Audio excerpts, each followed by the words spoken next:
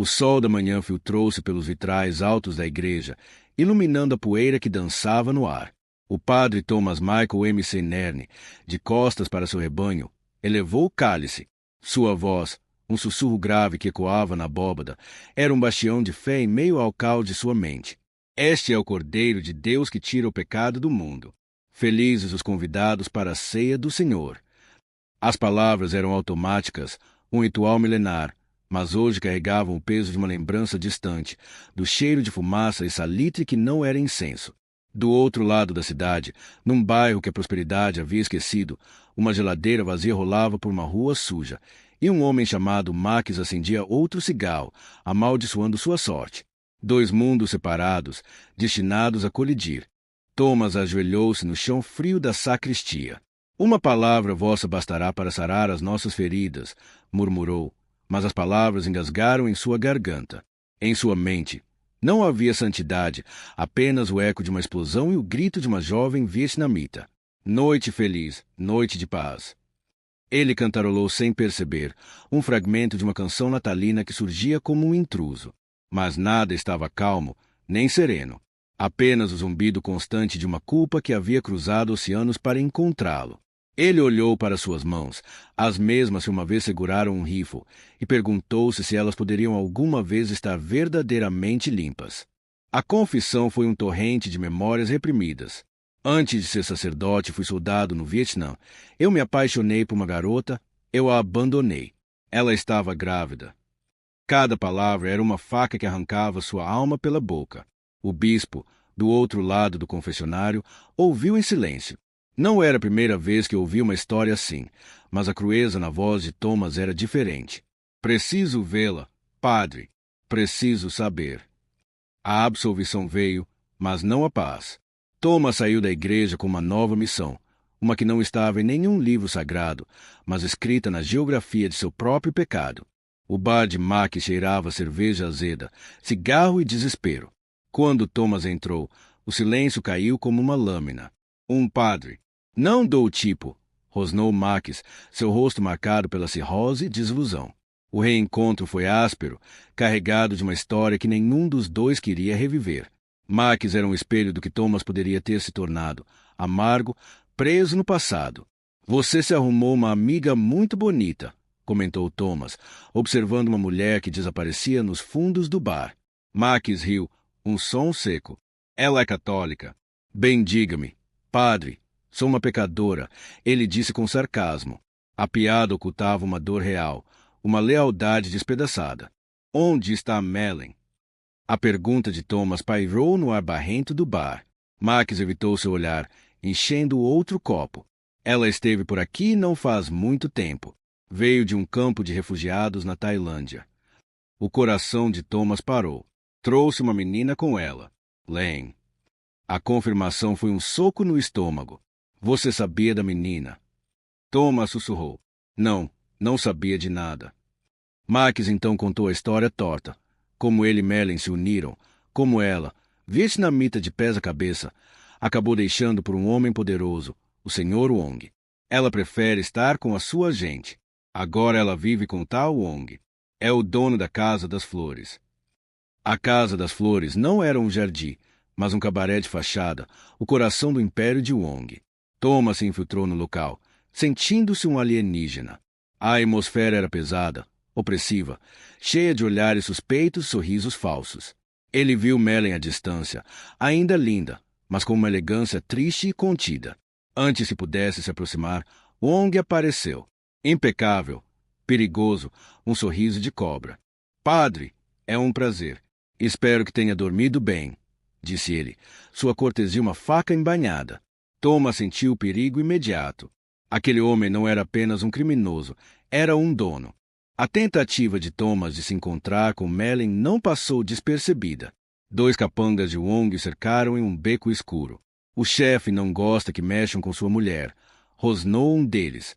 O instinto de sobrevivência de Thomas, adormecido desde o Vietnã, despertou. Ele não era mais apenas um padre, era um soldado encurralado.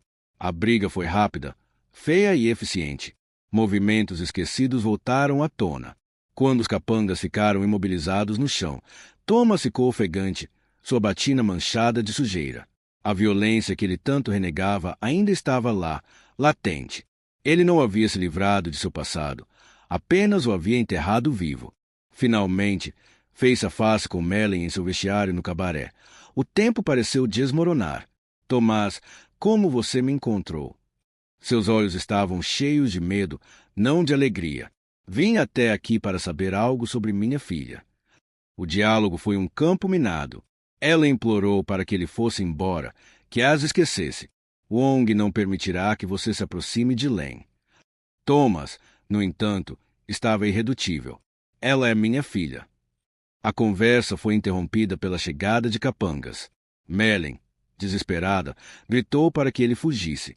Por favor, Tom, por favor, viva a sua vida de padre. Mas era tarde demais. Thomas havia reacendido uma chama que Wong certamente apagaria com sangue. Len era um raio de sol em meio à escuridão. Ela procurou Thomas, curiosa sobre o padre que era um velho amigo de sua mãe. Você deve ter conhecido meu pai, por acaso? Ela perguntou, seus olhos cheios de uma esperança ingênua que partiu o coração de Thomas. Ele mentiu, pintando um retrato de um homem corajoso que a amava muito, sentindo cada palavra como uma traição à sua própria identidade. Imagino que a guerra tenha destruído a vida de muita gente, ela disse, com uma sabedoria além de seus anos. Aquele encontro plantou uma semente de confiança, mas também aumentou o perigo. Wong não toleraria nenhuma influência externa sobre sua família.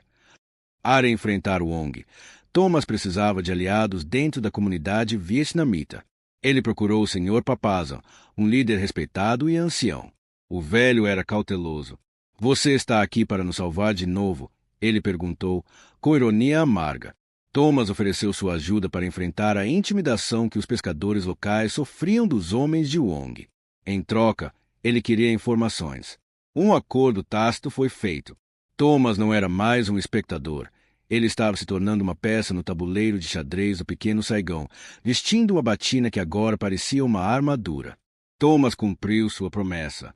No cais, quando os capangas de Wong tentaram intimidar os pescadores vietnamitas, ele se interpôs. Esta gente tem tanto direito de estar aqui quanto nós, ele declarou. Sua presença imponente. A tensão era palpável. Que tipo de padre é você? Um dos capangas zombou. A resposta de Thomas não foi com palavras, mas com ação. Ele desafiou o líder para uma luta corpo a corpo, homem a homem. A luta foi brutal, primitiva.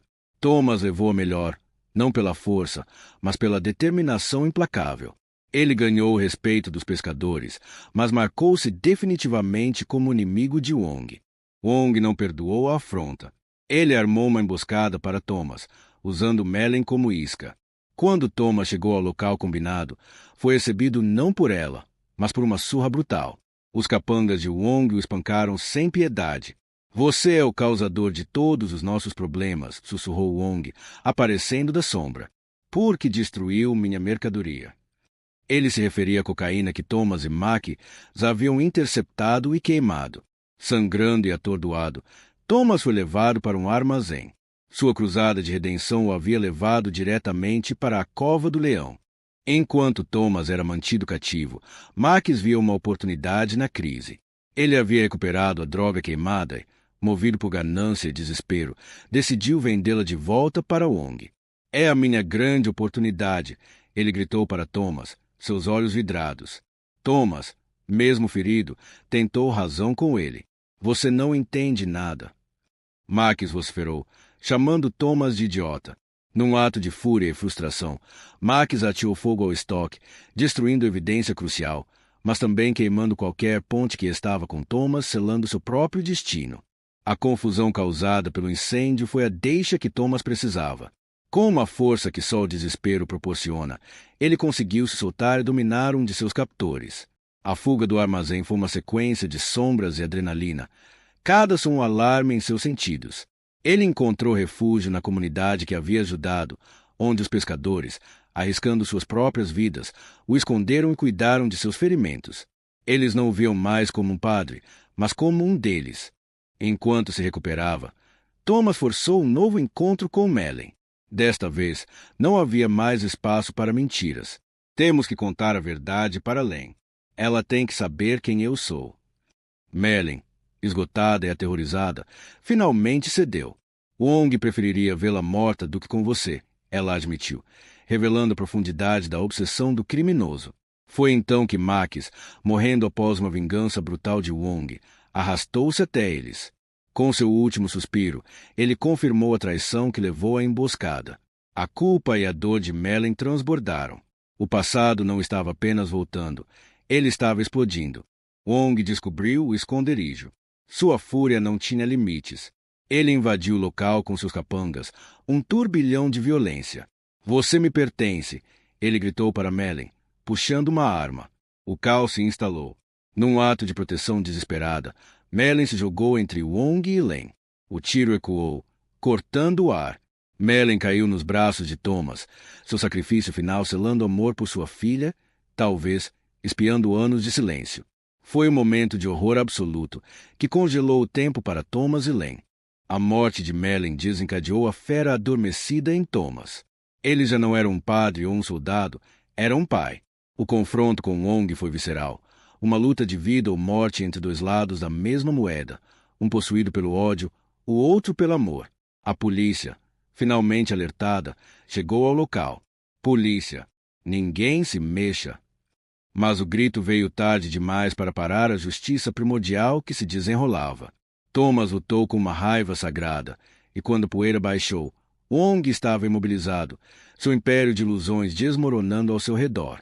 De joelhos ao lado do corpo de Mellyn, Thomas chorou, não apenas por ela, mas por todos os anos perdidos, por todas as palavras não ditas. Ele a abençoou, uma última absolvição para uma mulher que carregou seu segredo até a morte. Len observava, seu mundo despedaçado, mas agora ancorada pela verdade. A dor era insuportável, mas era uma dor limpa, purificadora.